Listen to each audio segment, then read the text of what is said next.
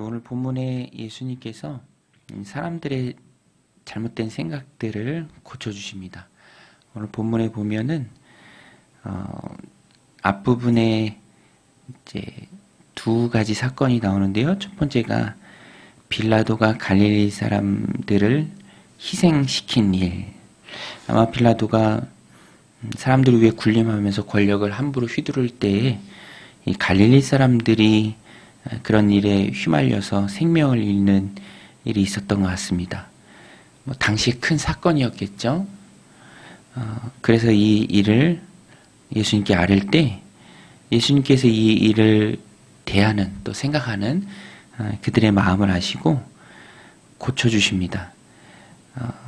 자기들이 당하지 않은 그 일에 대해서 말할 때에 어떤 면에 있어서는 그 일을 당한 그 사람들이 더 큰 죄인이고 또 그 일을 당할 수밖에 없지 않는가 하는 그런 맥락에서 물었던 것 같습니다. 우리는 그런 일을 당할 사람들은 아니고 그런 일을 당한 사람들은 따로 있고 그런 일을 당할 어떤 이유가 그들에게 있지 않은가 그런 차원에서 물었던 것 같아요. 예수님께서는 2절에서 대답하시되 너희는 이 갈릴리 사람들이 이같이 해 받음으로 다른 모든 갈릴리 사람보다 죄가 더 있는 줄 아느냐? 너희에게 이르노니 아니라. 너희도 만일 회개하지 아니하면 다 이와 같이 망하리라. 그 사람들이 죄가 많아서 그런 일을 당한 것이 아니다. 그런 일을 대할 때 너희가 그 차원에서 생각하고 안일하게 생각하지 말라. 그 일을 대하면서 너희가 생각해야 할 것은 너희가 회개해야 된다는 것. 즉 자기가 당한 일은 아니지만 그런 일을 바라보면서 회개에 이를 수 있어야 한다라는 것을 주님께서 말씀해 주시죠. 똑같은 차원에서 실로암에서 망대, 이제 멀리 무슨 일이 있는지 살펴보는 그런 망대가 있었죠. 포도원에도 있었고 또 전쟁을 대비하기도 있었는데 당시에는 굉장히 큰 건축물입니다. 그런데 그게 무너져서 많은 사람이 죽었던 것 같습니다. 이 일을 대할 때도 너희가 그 일을 당하지 않았다고 그 일을 당한 자들을 향해서 너희 편에서 손가락질하는 것이 아니라 너희도 얼마든지 그런 일을 당할 수 있다라는 것을 알고 그 일을 통해서 영적 각성의 계기로 삼으라. 5절에 보면 너희에게 이르노니 아니라 너희도 만일 회개하지 아니하면 다 이와 같이 망하리라. 그 일들을 바라보면서 깨어 있을 수 있는 회개할 수 있는 계기로 삼아야 한다. 이것을 주님께서 말씀해 주십니다. 아니란 생각을 깨워주시는 것이죠. 또 6절에 가서 보면은 포도원 비유가 나오는데요. 포도원에 무화과 나무를 심었습니다. 3년이 지나도 열매를 맺지 못해요. 포도원지기에게 말합니다.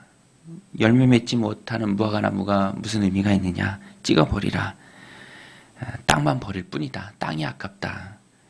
그때 포도원지기가 대답합니다. 8절에 대답하리되 주인이여 금년에도 그대로 두소서. 내가 두루 파고 거름을 주리니 이후에 만일 열매가 열면 좋거니와 그렇지 않으면 찍어버리소서 하였다 하시니라. 앞부분과 연결해서 보면 주님께서 회개를 말씀하시죠. 여기서는 회개할 기회를 더 주겠다라는 거예요. 회개할 기회. 거름도 주고 또 여러 가지로 잘 보살피고 금년 한 해 더 3년 동안 열매 맺지 못했지만 한 해 더 봐주겠다. 이후에 열매가 열면 참 좋은 일이죠. 그러나 열매를 맺지 못한다면 얻지 못한다면 그때는 찍어버린다. 심판의 유예에 대한 말씀입니다. 기회를 더 준다. 기회를 더 준다. 구원 얻을 기회가 있고요.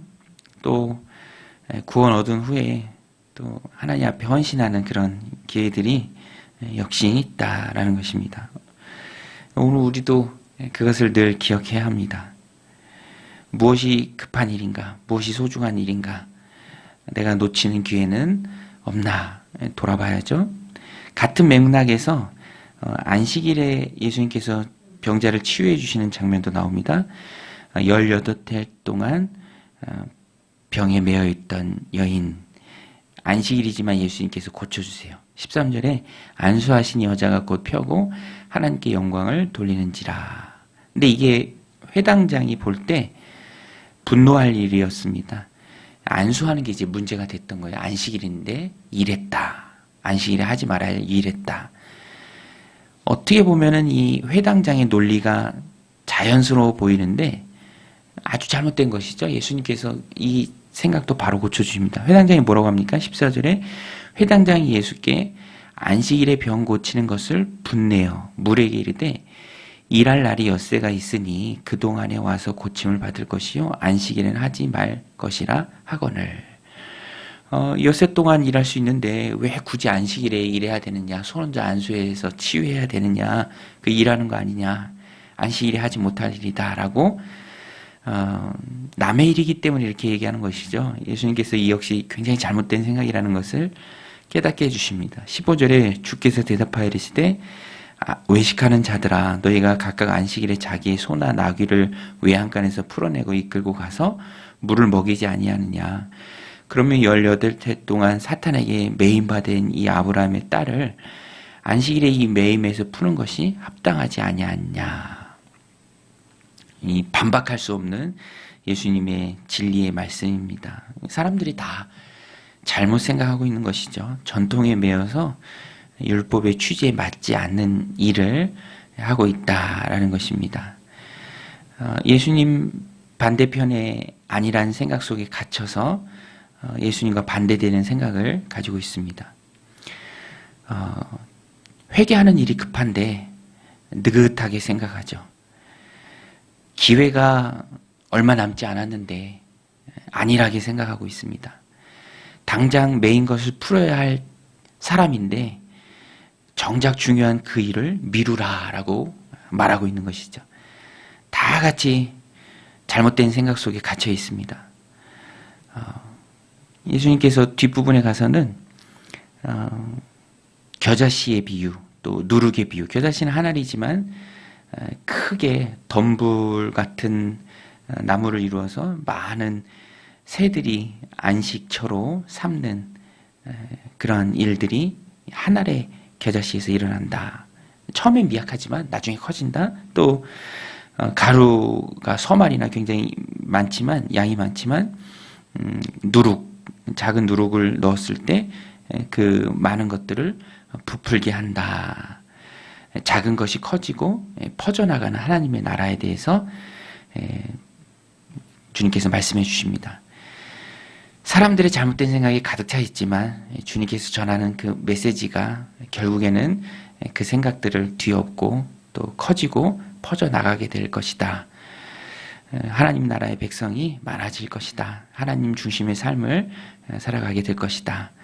오늘 우리도 이 말씀을 붙들고 나아갈 때 하나님 내 생각을 붙들어 주시고 또 잘못된 거 고쳐 주시고 하나님 중심의 삶을 살아가게 하옵소서. 나를 향한 하나님의 선하시고 기뻐하시고 온전하신 뜻이 무엇인지 내 편에서 내 생각 붙들고 잘못된 길 걸어가는 것이 아니라 다 하나님께서 갈아엎어 주시고 깨뜨려 주시고 그래서 바르게 생각을 하나님 편에서 고치는 마음가짐을 새롭게 하는 심령을 새롭게 하는 은혜가 우리들 가운데 있게 하옵소서. 우리가 기도해야 합니다. 그래서 깨어있고 안일하게 생각하지 않고 깨어있고 어떤 사건을 보고 그것을 나를 향해 주신 하나님의 사인으로 받아들일 수 있어야 합니다. 또 기회가 소중하다는 것. 언제고 하나님 부르시면 하나님 나라에 가야 될 자들이 바로 우리죠. 구원받은 이후에 삶이라는 것은 기회입니다. 하나님 나라 갈 때까지 예수님 닮아갈, 성장할, 또 주를 위해 충성할 하나님 앞에 섰을 때 칭찬이 커질 수 있는 굉장히 소중한 기회입니다. 그래서 우리는 무엇이 중요하고 무엇이 시급하고 무엇이 있어야 하는지를 알아야 합니다. 예수님 말씀이 정말 맞죠. 사탄에게 18년 동안 매인 그 여인을 풀어주는 그 일이 얼마나 귀한 일입니까?